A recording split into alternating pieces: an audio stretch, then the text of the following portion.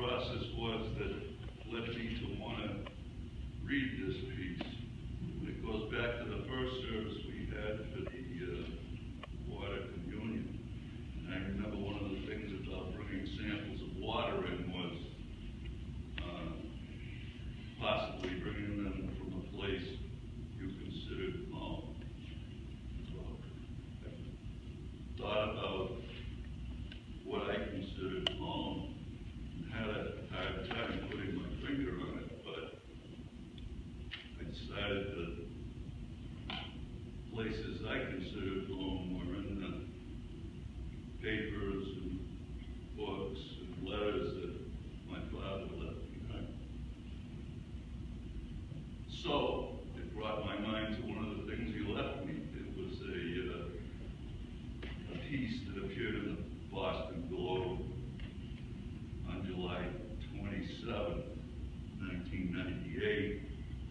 And of course he had one of his classic little messages enclosed along with it. I won't read the whole thing, but it basically tells me that the enclosed copy of Chet Ramos' column essentially summarizes how he thinks about church, religion, and religious values. And I've been reading it and rereading it over the years, and now I understand why he figured this thing pretty much hit the nail on the head.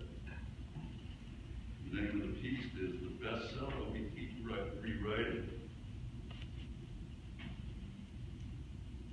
When the pulse of the first day carried it to the rim of night, first woman said to first man, the people need to know the laws. To help them, we must write the laws for all to see. And so she began slowly, first one and then the next, placing her tools across the dome of night, carefully designing her pattern so all could read it. But Coyote grew bored watching first woman carefully arranging the stars in the sky. Impatiently, he gathered two corners of the first woman's blanket, and before she could stop him, he flung the remaining stars out into the night, spilling them in wild disarray, shattering first woman's careful patterns. These episodes from the not-a-whole story of creation are from How the Stars Fell into the Sky, a lyrical children's book by Jerry Bach. It is a lovely story full of ancient wisdom. For centuries, Navajo children heard the story in an elder's knee. The story was taken literally, or at least accepting them with a willing suspension of disbelief. I heard a similar creation story in my youth of Adam and Eve in the Garden of Eden, the tree of knowledge of good and evil, and the serpent. I accepted the story with a willing suspension of disbelief. All cultures everywhere on the earth have stories passed down in scriptures, tradition, or tribal myths that answer the questions. Where did the world come from? What is our place in it? What is the source of order and disorder? What will be the fate of the world, of ourselves? No people can live without a community story. Today, a new story exists for those who choose to accept it.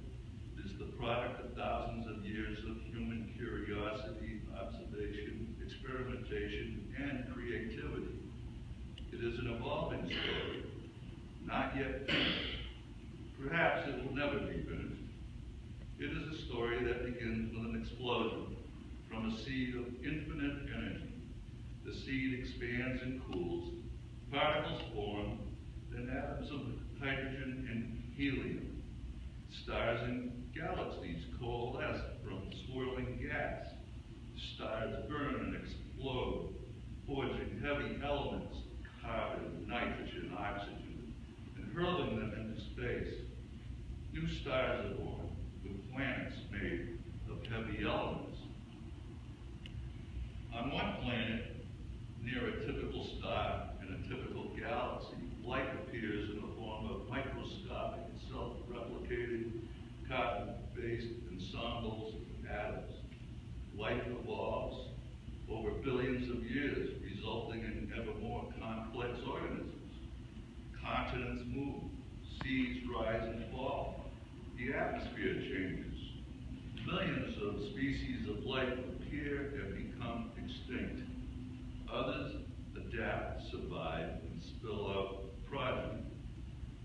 At last, consciousness appears. One of the millions of species on the planet looks into the night sky and wonders what it means. Feels the spark of love, tenderness, responsibility. Makes up stories of first woman and coyote, of Adam, Eve, and the serpent, eventually making up the new story. The new story has three important advantages over all the stories that have gone before. It works. It works so well that it has become the irreplaceable basis of technological civilization. We test the new story in every way we can devise, in its particulars and in its totality. For example, we build giant particle accelerating machines to see what happened in the first moments of the Big Bang. We put telescopes into space to look for the radiation of the primeval explosion. With spectroscopes and radiation detectors, we analyze the composition of stars and galaxies and compare them to our theories for the origin of the world. Always and in every way, we try to prove the story wrong. When the story fails, we change it. It is a universal story. Although originally a product of Western culture, it has become the story of all educated peoples throughout the world. There is no such thing as European science, Chinese science, Navajo sciences. Sciences of all cultures, religions, and political persuasions exchange ideas freely and apply the same criteria of verification and falsification. Like most children, I was taught that my story was the true story and that all others were false, or at best, like the Navajo tale of how the stars fell into the sky, sweet fairy tales. Sometimes our so-called true stories gave us permission to hurt those who lived by other stories. In a world of international air travel, instant exchange of information, and weapons of mass destruction, we can no longer afford to squabble over which of our many traditional stories is true. The new story, by its universality, helps put the old animosities behind us. It is a story that emphasizes the connectedness of all people and all things. Some of the old stories, such as the one I was taught as a child, placed humankind outside of space and time, gifted us with unworldly spirit, and gave us dominion over the millions of other creatures on earth. The new story places us squarely in a cosmic unfolding of space and time and teaches our biological affinity to all humanity. We are inextricably related to all of life, to the planet itself, and even to the stars. We should treasure the ancient stories for the wisdom and values they teach us. We should praise the creation in whatever poetic languages and rituals our traditional